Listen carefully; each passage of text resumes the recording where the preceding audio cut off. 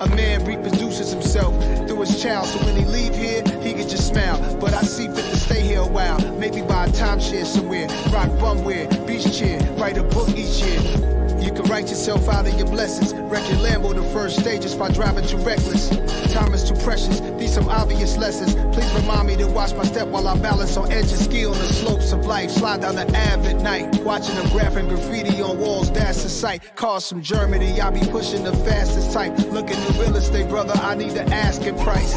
Imagine another rapper making me perspire. I got more styles and more flows, plus I'm much flyer. I got more heights to reach, but I'm already higher. I'm already on to the next thing. Peace and bless, King. All right, guys. It's Monday. It is Monday, the last Monday of June. Insane. That means next week Monday, I believe is that the 4th of July? Is it? Yeah. Next week will be the 4th of July, so I'll still be here 9 times out of 10. 1000%. All right, guys, let's get into it. It's Monday. It's whatever it takes. I'm glad. Thank you everyone for joining in with me. Please like, subscribe, and share, guys. I'm here every Monday talking to you about a little bit about some real estate news, talking a little bit about business and marketing, and we do some self-improvement stuff here as well. So thank you again for joining in with me, guys. Remember, tonight's Monday nights, not around 9 o'clock. I'm early today, but sometimes I just hit the anticipation. I just hit the go live button. Let's go. Let's get into it. Wednesdays, of course, you have it starts with me. That's with Joel International Foundation. Go check him out at 12:30 on Wednesdays. Of course, Fridays we culminate with Community Beacon.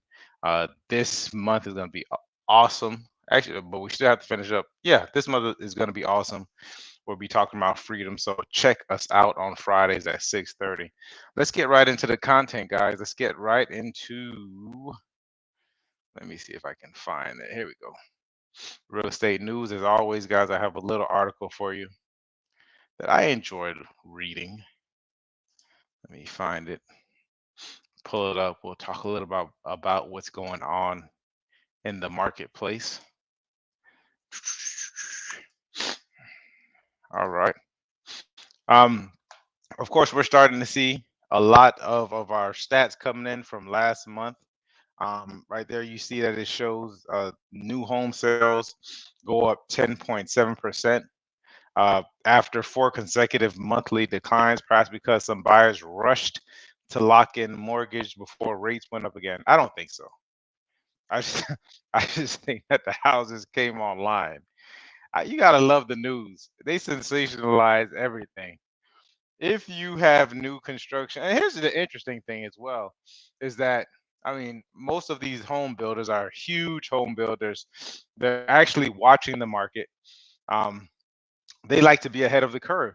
So for a while, I mean, these home builders weren't paying real estate agents any attention.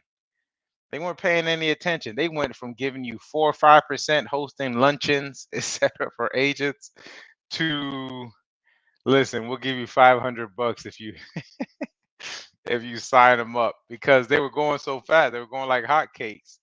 And now we're starting to see them offering bigger commissions, 4% to the real estate agent if you buy with a buyer, etc. So I think that's it. But let's read what it says. It says after 4 consecutive monthly declines, new home sales posted a solid gain in May. We have to think about the supply line as well, logistics. We're not going to talk about that though. May, as some buyers rushed into the market before the Federal Reserve anticipated June interest rate hikes. Did it make a difference? Possibly. Shot up one of the biggest, what is it, in like 20, 30 years, went up 3/4 of a point. New sales of newly built single family homes in May increased 10.7%. While sales were up in May, the 696,000 pace was 5.96% lower than a year ago. there were a lot of homes sitting there for a while. Nobody last year, nobody knew what was going on with COVID. COVID. Yeah, there you go. Um, so a lot of people were kind of stuck, and then all of a sudden the market just went crazy, and so everyone just started buying. So I mean, everything is going to be a lot slower than last year, and I think February, March, April was like the peak. It was insane. More of the month supply measures elevated at 7.7, but existing home inventory remains very tight. Yep, still. And this supports demand for new construction. Absolutely. A new home sale occurs when a sales contract is signed or a deposit accepted. Okay, so that's key. That means that people are buying homes right now before any construction is started. The home can be in any state of construction, not yet started, right? Or not, right?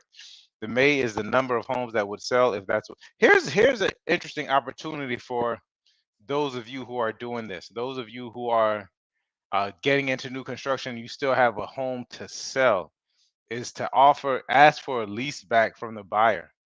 Tell the buyer, hey, listen, we'll sell you this home. We know you want this home. However, we need to stay in it for another 6 to 8 months until our home is completed. And you'd be surprised at what kind of deals could be had. You'll still be able to take advantage of the high prices in the market, and you'll still have a place to go until your construction is done. And I would, if they say 6 months, I'd make it 8 months. If they said it'd be completed in 4 months, I'd make it 6 months because that's just how construction goes. You know how it goes. New single family home inventory remained elevated at 7.7 months supply, up 42.6% over last year, with 444,000 available for sale. However, only 8.3% of new home inventory is complete and ready to occupy. This is an interesting stat. The remaining have not started construction or are currently under construction. So if I have plans to do a development, that's where this 7.7 months supply. It makes absolutely no sense because they can't release it. There's no CO on it. Um, okay, so that this is crap. Uh, the median sale prices for newly constructed homes actually declined in May. However, down 449,000 from 454. Okay, we're starting to see some stabilization, little stabilization. Nothing wrong with that. Um, is up 15% due primarily we including costs regionally on the year. Though new home sales registered a solid increase in May, we expect sales to decline in June following the Fed's actions to significantly raise interest rates in an effort to cool the economy. They did raise interest rates, but it's stabilized. It's guys, this 5%, 5 to 6% is like normal. It's normal. We just had it so good for 3, 4, 5 years where we were under 5%, longer than that actually, almost like 10 years where we were under 5%, under 4%. So what it is. High construction costs and rising mortgage rates are pricing many buyers out of the market. I agree. Only 10% of new homes were priced below 300,000 in May compared to 23% a year ago. 1,000%. I think that we need to start, especially here in South Florida. Let me stop my share.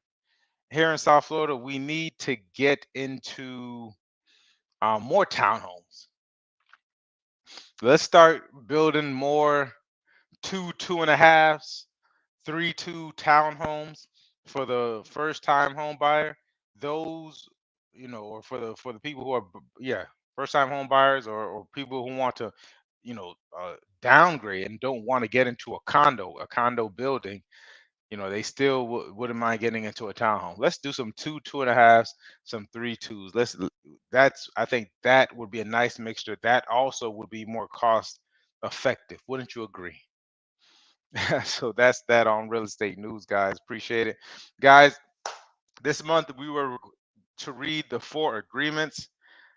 It was a short read. It was only 144 pages. Only 144 pages, guys. It was awesome book. If you hadn't had a chance to read 4 agreements, check it out. Awesome book. This is what I did with it though. And this is what I'm going to do. I'm not going to put this book down. So since I told you I was going to read it, what I did was I really focused on one agreement. And the agreement that I focused on was not to take anything personally. Um, for the last month, that's what it was. You'd be surprised when you focus on something and make a change on it, what it will do. So it was, for me, it was not to take anything personally. I heard a beep. I don't know what that meant. What I'm going to do, let me make sure if you can hear me, give me a thumbs up or write something in the chat if you still can hear me. I'm going to check just to make sure. Okay, good. So next month, I'm still going to read this book. I'm going to go to Don't Make Assumptions and see what happens. The not taking anything personally, like, it'll bring your blood pressure down, I promise you. And I'm still working on it. And then I'm going to go on to Don't Make Any Assumptions. Excellent book, guys. If you haven't started reading it, read it. Next month, and I've already started reading it, but I suggest this is a longer read. It's going to be Psycho Cybernetics. I've already started it. I was listening to it on audio book over the weekend. It's a 10 and a half hour audio book. I'm about 7 hours in. I was so fascinated about it. And it takes a lot of, we know that Tony Robbins and a lot of these guys who talk about doing meditation, visualization exercises, etc. All this stuff comes from that book, Psycho Cybernetics. So next month, and I'll bring it Monday, next week, Monday, the 4th of July, Psycho Cybernetics. I'm going to get into it. So let's get to reading the books. We should at least read 12 books a year, minimum, or listen to 12 books a year minimum. I liked what 50 Cent said in regards to it. 50 Cent said, and then, write this stuff down and be able to access the information. So meaning, write certain things down from these books that you can take with you, and you can actually implement into your life. We're not reading just for the sake of reading. Okay, we're not reading just for the sake of reading. We're reading and we want to implement as well as we read these different books. That's what I'm doing with the 4 agreements. And that's why I'm going to take it at least 2 to 3 months out working on those different agreements. Last month, like I said, I worked on not taking things personally. Next month, this July, I'm going to work on Don't Make Assumptions. And I will report back to you with that. Okay. Sales versus marketing. I've been talking about this for the last 4 weeks, 4 to 5 weeks. Lots of information. If you haven't gotten a chance, please go back and check out some of the earlier episodes of this Monday night show. I've been giving you all a lot of business tips, guys. I study this stuff and I get so in depth with it, and I'm around such great business people. I've been blessed to be around them. I've also paid for some coaches as well, a lot of coaching. So don't discount this stuff. Their success leaves clues, guys. Success leaves clues, and I want to get into the sales and marketing aspect of it. Sales versus marketing. Let's say you need to have sales and marketing. I've already explained what sales is. Sales is like the blood, the flow. Sales has to have metrics. Well, they both need to have metrics, but sales is almost like a direct impact. I know if I get on the sales call, I know if I go knock on several doors, I know if I speak to this business owner, I know whether or not it translate into sales. If I make these follow-up calls, if I, it's direct. It has almost an immediate impact, right? So you have to have sales. What I've been saying is that we tend to err on the side of marketing. Some marketing really, it's tough to really understand what your metrics are and what your key performance indicators are. Like, social media is like one of the worst. It's getting a lot better. Don't get me wrong. Social media is getting a lot better. If you're dealing with Facebook or YouTube, it really gives you the stats and the statistics, but you kind of don't know. You're just kind of told. Most social media experts will tell you to make content. Always make content. You here's some KPIs. Get them to convert to your email list. Get them to become followers. Get them to be engaged and comment, et cetera, et cetera. And it's just be seen, always be seen. But man, with the amount of people who are in, it's whatever industry it is, it's 9 times out of 10 so saturated. And that's why I mean, it gets exhausting if you're looking through your feed to see some of these these commercials or whatever it is, this marketing ploys, and a lot of it is not well done, or it's just people putting their stuff out there. It's not, long story short, it's hard to figure out what the metrics is, to figure it out. And then a lot of us don't want to pay for these different sponsored ads, et cetera, because we aren't doing it right and we don't know what it is that we should be doing. Okay, so it's important to pay attention to that.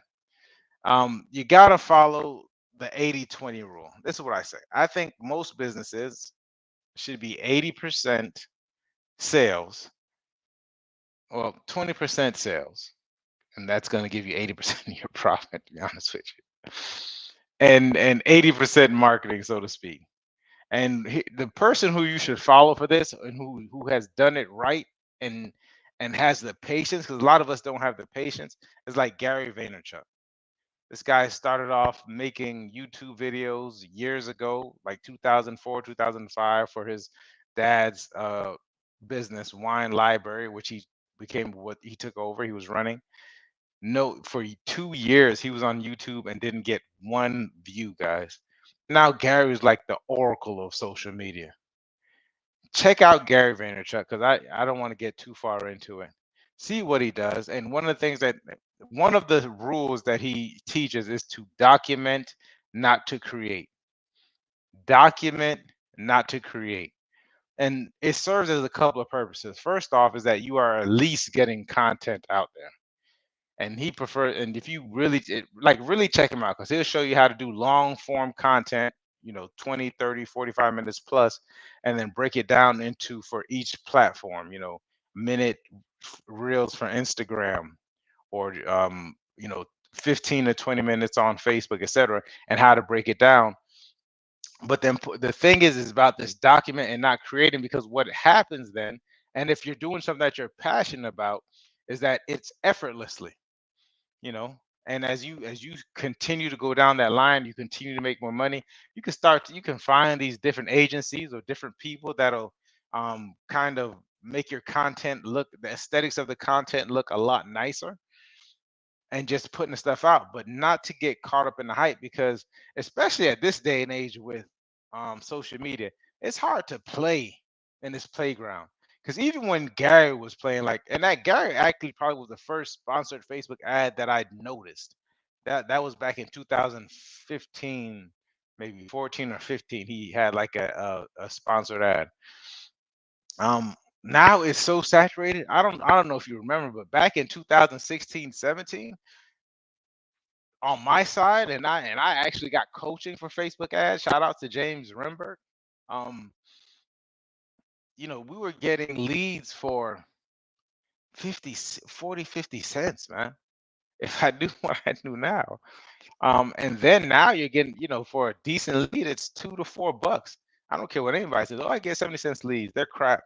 And the leads mean nothing, because what you really want is the conversations. And that's where the sales comes in again, right? So, because you have to convert. Even if you do a great job marketing on social media or whatever platforms, if commercials, radio, I don't care how you get it out there, you still have to convert those leads into a sale. And that's through sales. When you call that client, whether it's outbound leads, whether it's inbound leads, when they call you and they're a little warmer, you still have to understand how to convert warm leads, or how to convert outbound leads. It's a skill. It is, and it make no qualms. It's a skill, especially understanding the mind of the consumer and where they are, and how to take them throughout the entire sales process, right? So when we think about sales and marketing and sales, first off, marketing you should consider as a funnel. So you start here and it's wide.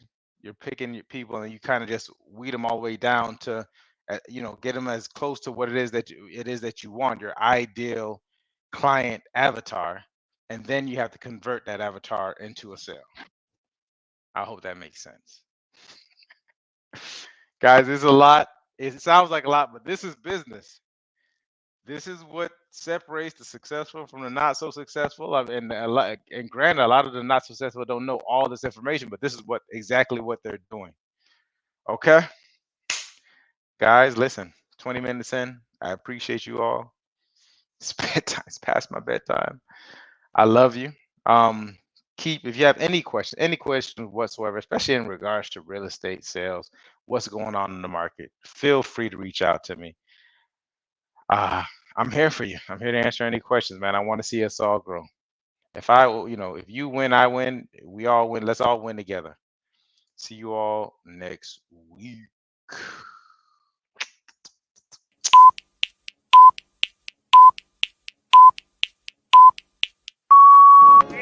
A man reproduces himself through his child, so when he leave here, he can just smile. But I see fit to stay here a while, maybe buy a timeshare somewhere, rock bumware, beach chair, write a book each year.